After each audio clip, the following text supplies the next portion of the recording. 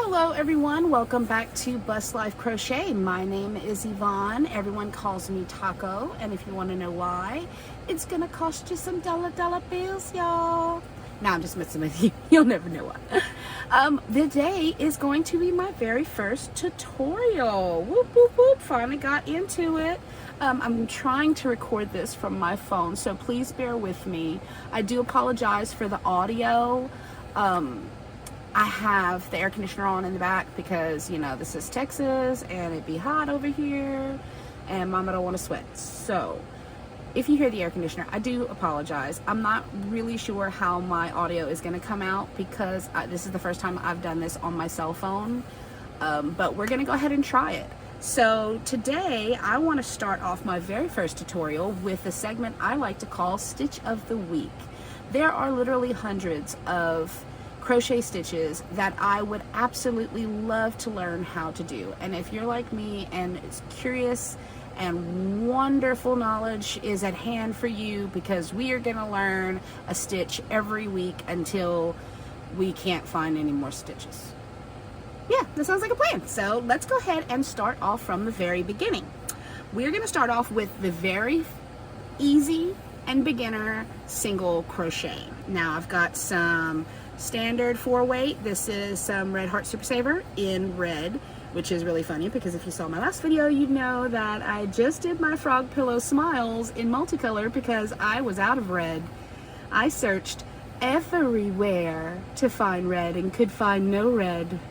And then when it came time to find a yarn that would show up on the camera, lo and behold, I found 3 cakes of red. So interesting, but hey, it gives my frogs character, so we're gonna go ahead and keep it. I am using a Susan Spates 5mm inline hook. I find these work best when you're starting out, just because with the tapered hook it gets smaller right here and bigger right here. So this part is the size that is written there, right? That's the size you need. But with tapered hooks, this area can get quite large. And if you're not used to holding your tension properly, it can get quite confusing. So I personally like the Susan Bates when you just start out. And it's got this little sharp tip right there that makes it really good to grip. I have learned both ways to crochet. Some people go this way, some people go this way. I started out like this. This is how I started out, and it was extremely slow, but it was natural to my hands at the time. As I've grown, I find this to be more natural. It helps and it stops my hands from hurting as much. I do use a crochet ring, a yarn ring, because I have neuropathy in both of my hands and I have carpal tunnel syndrome in both of my hands as well. So of course I became a crochet artist, because why not, right? But anything that will help save my hands from added hand pain, I'm there. So I like to use any tools at my disposal. We're going to go ahead and start off with a slip knot. Now I have been told I do make the most complicated slip knot ever, but you know, I got to be complicated. Mama's got to be extra, right? So I make the X and then I slide in. Oh wait, sorry. Slide in, come up, and bam, there's my slip knot. Okay, I know it's super complicated. What can I say? I'm that girl. So we're gonna go ahead and slip our ring on. I don't know if this is the way that you wear your ring. Let me know in the comments, but I go around the butt and around the neck. And there's the tension that I want. So we're gonna go ahead, I like to loop it around my pinky right there just so that it's, you know, nice and comfortable.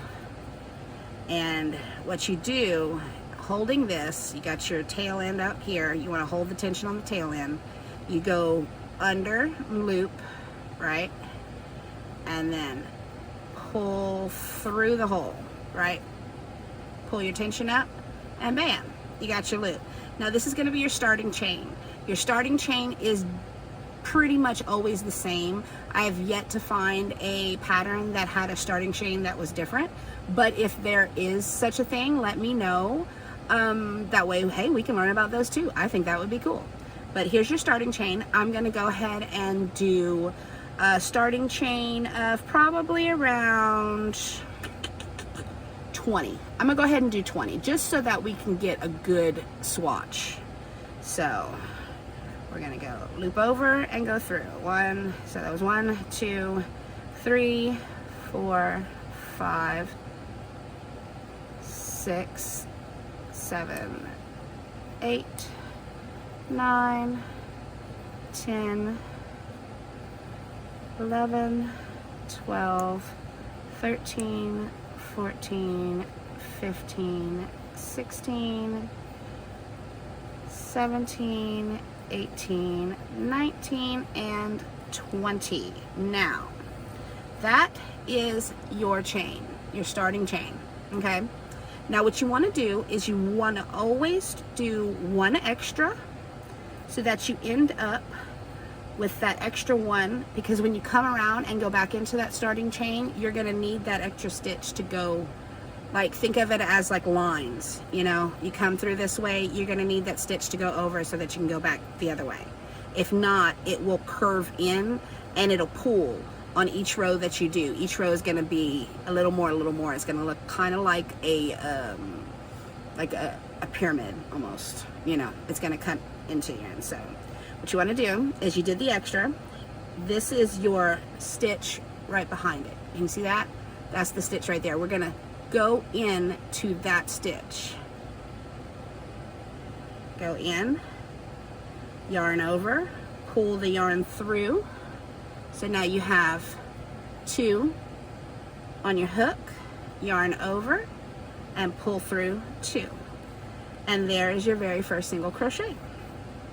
Now we're going to go into the next loop. Go in, yarn over, pull out. You got 2 on your hook, and then yarn over and pull through. And you're going to want to do this in every single stitch on your starting chain. Now sometimes I tend to not see stitches properly, and I tend to skip stitches, so the starting chain is always the hardest for me, but it is the most important. I want to see if I can get that more clear so you can start to see. Now I'm going to do a few more of these real quickly, just so that you can kind of see what they're going to start to look like. So we'll go in, yarn over, pull over, yeah, and bam, like that. Pull some of that here, and I want to get up into the camera that way you can see it. I am still working on lighting, and this is a totally different camera than I normally use, so different lighting situation as well. Gotta go in, loop over, pull, get you 2, and then you pull. And you're just gonna keep doing this all the way through.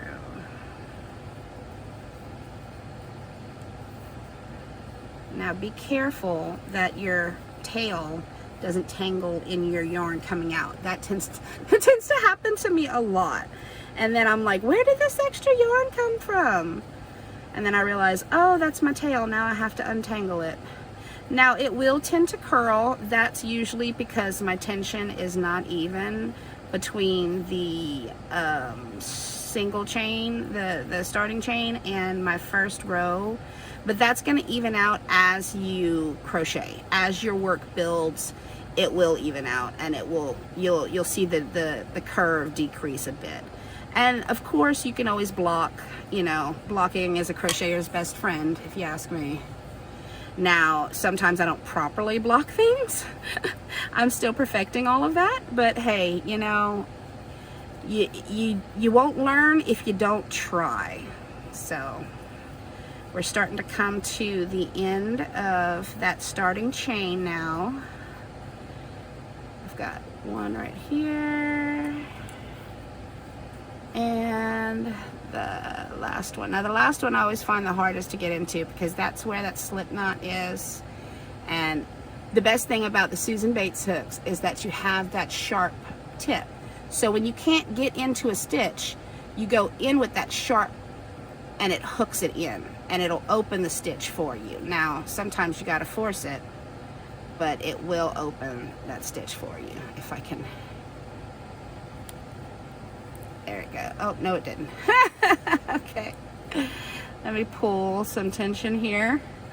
Lord of mercy. Of course, First tutorial, I gotta mess it up, right? There it goes. Okay, we're in. We're in.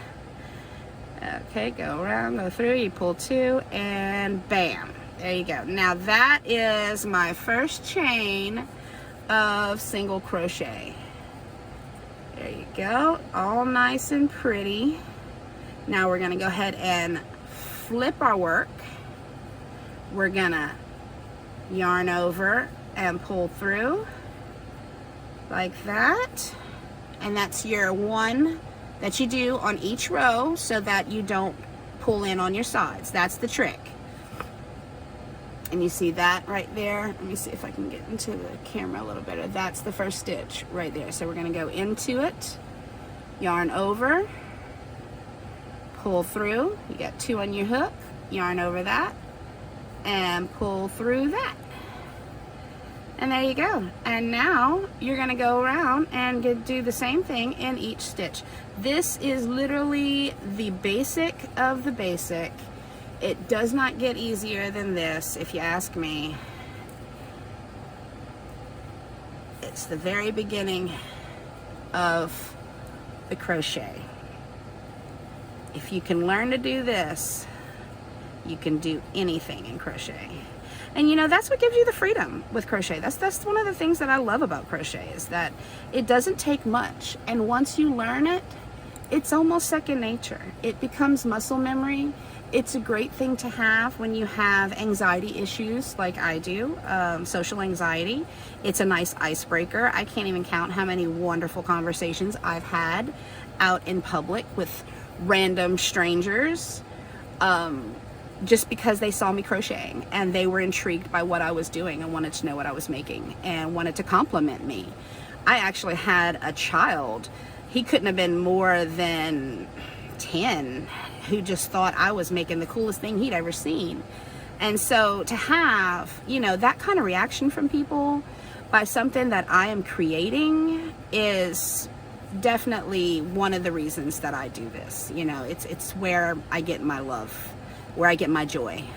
So if you see somebody crocheting, stop, give them a compliment, ask them what they're making. It'll make their day. It really will. Okay, now as you see, we're to this end right here, but this end is a lot thicker than it was last time. So you hook it with the hook, and then you can go in, yarn over, pull through, yarn over, pull through. Bam. There you go. Now you got your edge. You see how it's straightened out like that? Let me see if I can get it at an angle that shows very good. So now you're going to turn it. You're going to yarn over and pull through. And we're going to do it all over again.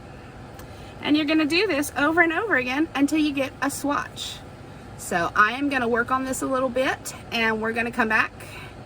I was going to do a time-lapse video, but I don't know how to do that from my phone. So I'm going to work this up a bit more, and I will be back to show you. Okay guys, we are back, and as you can see, I went ahead and worked up a few rows, and this is what it looks like. This is a single crochet stitch, your basic stitch. It's going to be your foundation to everything you do crochet. Anything that you were going to do complicated stitch wise, the basic of that, the root of that stitch is going to be this single crochet stitch. So, oh sorry, I'm getting a little tongue tied. But yes, this is a single crochet. You see this, I'm gonna go ahead and take my ring off, because if not, it's just gonna snag as always. So I'm gonna put that down. But you see how the coverage, that's what I like the most when it comes to single crochet, is that there's a good bit of coverage. It closes everything up. You don't have a lot of holes. And as you can tell, everything's squared out pretty well. It's still kind of curved in the edges, but all that takes is a little blocking, and it'll get that nice, you know, nice and straight. But there it is. Yes, that is a single crochet. Thank you very much. Now, if I'm not mistaken, the single crochet is the same in the US as it is in the UK. A lot of things that, when it comes to crochet, is they have separate names for it depending on where you come from. Here I'm in the US, so this is a regular single. I'm not sure if the UK or anyone else has a different name for it, but here in the US it's a single stitch, single crochet, very basic from the beginning. So thank you very much for joining me for Stitch of the Week. If you have any questions or comments, go ahead and leave them in the comment section below, obviously. I also have Facebook, Instagram, and Twitter. Oh, I did it right, y'all. But yes, I have Facebook, Instagram, and Twitter, if you want to go ahead and follow me there. And expect to see more of these. This was a lot of fun. I enjoyed it. I'm going to try and use my phone a little more often to see if I can get some higher quality videos. It's a little shaky because of everything that I've got rigged up here to do this. And I'm going to work better on the lighting and the sounds. So look forward to getting some better high quality videos from me, or higher quality than normal videos from me. And hopefully once I can get enough watch hours and subscribers and start monetizing, then I can start actually giving back again and getting my giveaways up and running and all that. So thank you so much for sticking around, and stay tuned. Make sure to hit the subscribe button and the notification bell, and it'll let you know whenever I put new videos up. And y'all have a great day, guys. Thanks for joining me, and y'all have a good one.